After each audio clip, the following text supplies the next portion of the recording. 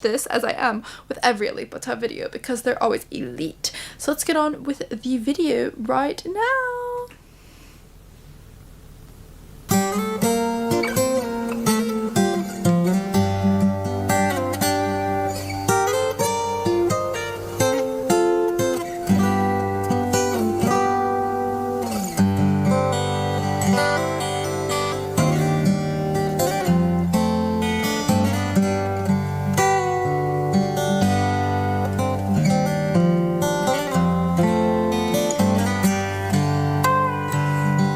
Whoa, what the heck? Whoa, he's doing the thing where he's plucking where the headstock is. I always am really impressed by that. I feel like it's kind of fun too. It spices it up, especially as a guitar person. I'm like, wow, that's different. That's new.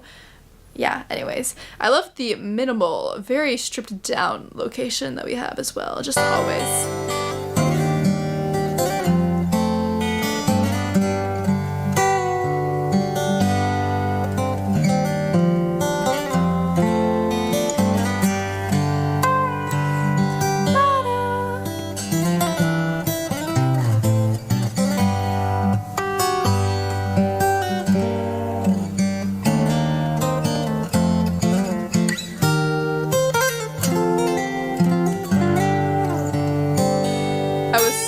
That was beautiful. The little... He loves the... just like the mix of pull-offs and hammer-ons. And I love how he just glides across the neck and kind of guides those notes into these other guitar high up in the neck moments. I really love just the transitions that he does, just seamlessly kind of staircasing up. Oh my gosh, so pretty.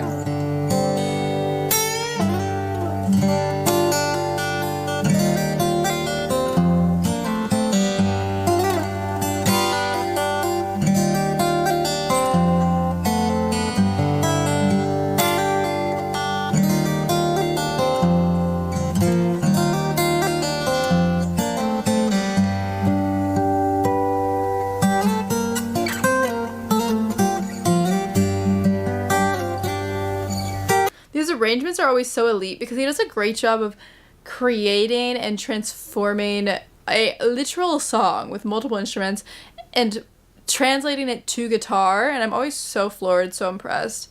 Oh my gosh, so good. And there's actually acoustic guitar in the song, so he kind of had a little bit to work with, so that's cool.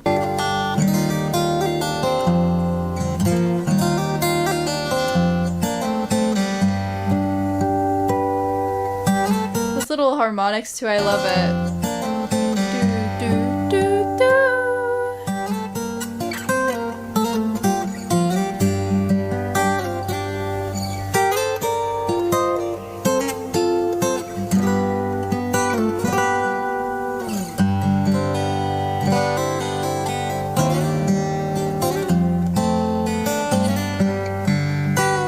Oh, I love that little bend. But he just does a great job of incorporating the melody without it being the only thing that's going on, because you're basically having to translate a melody and make it kind of more interesting in a fingerstyle way. And I really love the way that he stacks and layers and the way that he utilizes the melody to kind of be a bass, but he's also adding so many different inflections and flares that really make it so interesting to listen to it as a person watching. We call that a bend because you literally are bending the string up. It kind of creates a difference in the sound. It's not just a straight note, it's a note bending, kind of flowing into another one.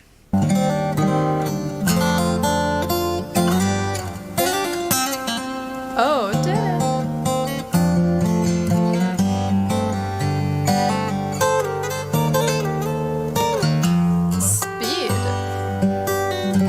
Speed of that transition up the neck.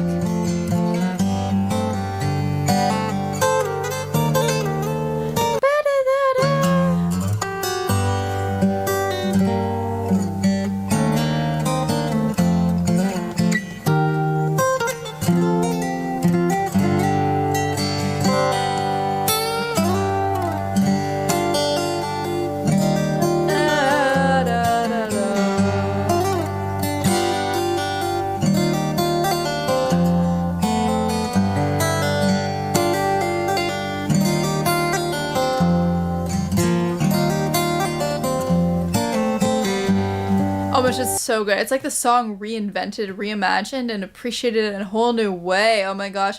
And the speed I'm always floored by, because he's switching shapes. He's going up and down the fretboard. There's no buzziness. That's something that's very, if you don't know anything about guitar, buzziness is kind of when the notes aren't clear. You're not pressing hard enough. You're not pressing down in the right area, because you have to be kind of close to the fret for it to make the best sound and for it to sound the cleanest. So the fact that he's kind of transitioning between all of these really kind of different shapes, like his left hand shape is changing. He's sliding around. He's, you know, doing hammer offs, pull offs. If you don't know anything about that, we'll talk about it a little bit later. But I really am so floored by how clean his tone, how clean the guitar sound is. It's really impressive.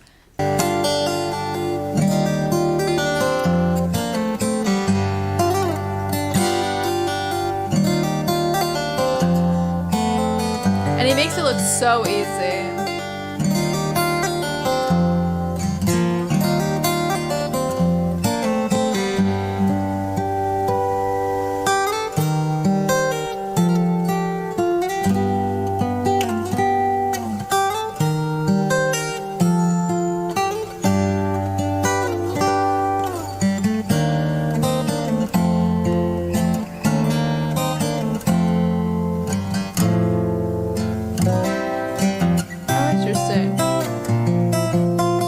Just went up really there. I really like the kind of the picked up pace that we got in that section, but oh my gosh, these voicings are just so beautiful. He does a great job of just moving these shapes back and forth and creating so much movement. There's so much movement. There's not a stale moment. There's never a moment where I'm bored. There's never a moment where I can kind of predict what's gonna happen. There's always something that he throws in there, some technique elements, just always, you never know where he's gonna go. And the fact that he does this all in one take and perfect is actually mind-boggling.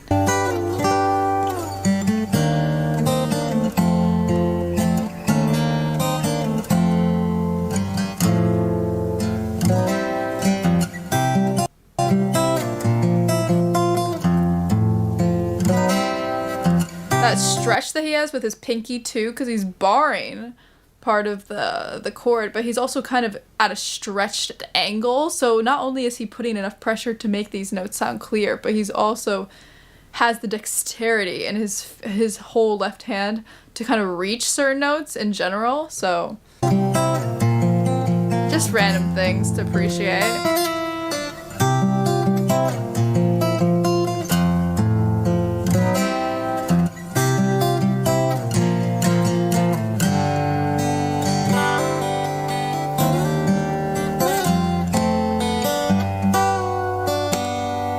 I love that little bend.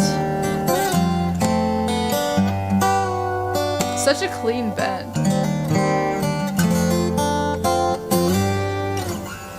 Oh, little harmonic on the 6th fret. That's a lot harder to accomplish and achieve, isn't it? Or 5th fret.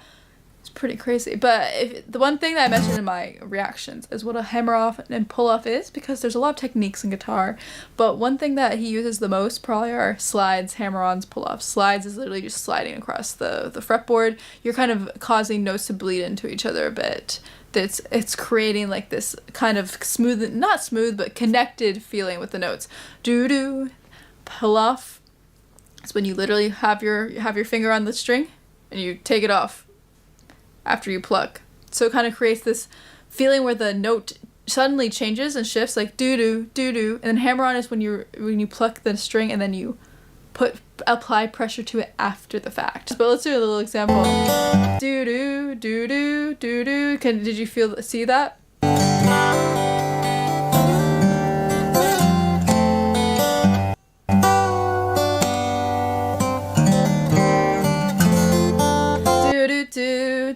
Do. Can you see that in his little pinky? How he's doing that? He does it all the time. Like literally all the time. Slides.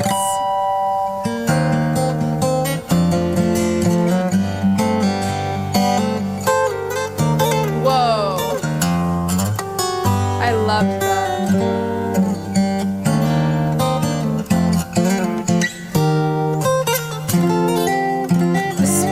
So crazy.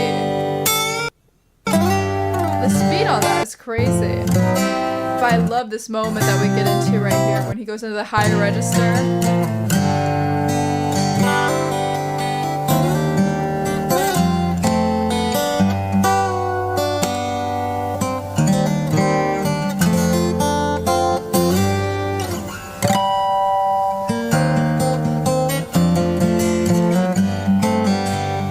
This part.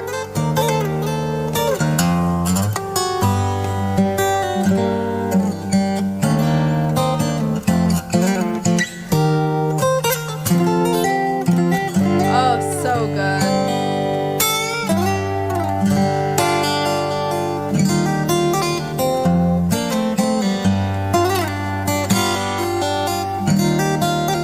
You see it so much on this. That's how he's creating that effect and that texture to his guitar playing. Just watch his pinky. Do do do do do do. He's like do do do do. You know, that's a mix of pull-offs and hammer-ons.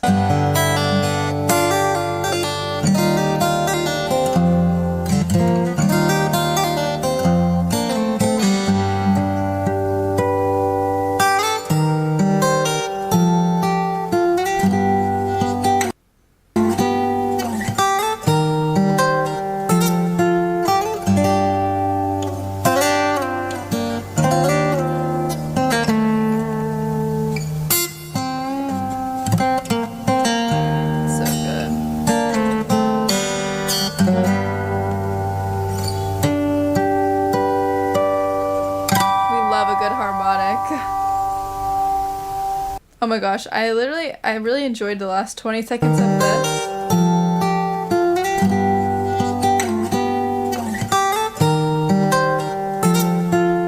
You really see the importance of the slide, right? Because it kind of makes it so it's faster to transition between notes, but also it creates a more kind of connected feeling to the notes instead of them being separated. I don't know. I really like how it sounds. It kind of adds some extra texture as well. I just love the emphasis of the slides in this part. It really adds some extra guitar texture. It's not just dead-on notes that are not connected to anything else. It kind of makes the whole thing feel very, very connected in a lot of ways, and I really enjoy the sound of sliding around.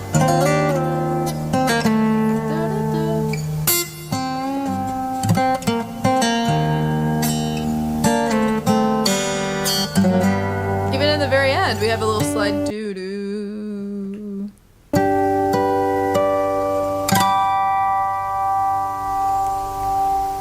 Like, obviously that end part would have sounded a lot different if he just did doo-doo instead of doo-doo. Kind of just creates a little bit more connection between the notes. Makes it sound a little bit more natural as well.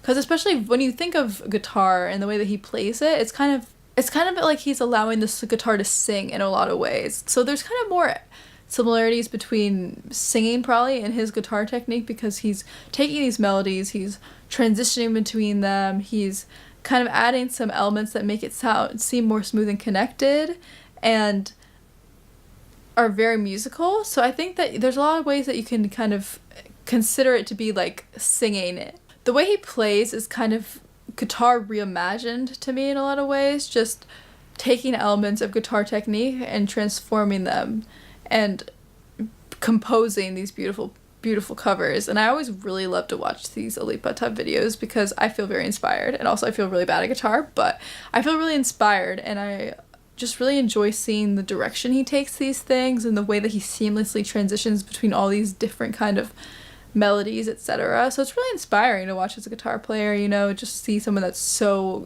great, has really just honed their craft, and it's in such an understated way as well. Like, there's nothing too crazy going on. It's just the guy playing guitar in his house. There's not a million effects, there's no like a million takes. It's one take, microphone just strapped on, and there's just a nice charm to him that I think resonates with a lot of people.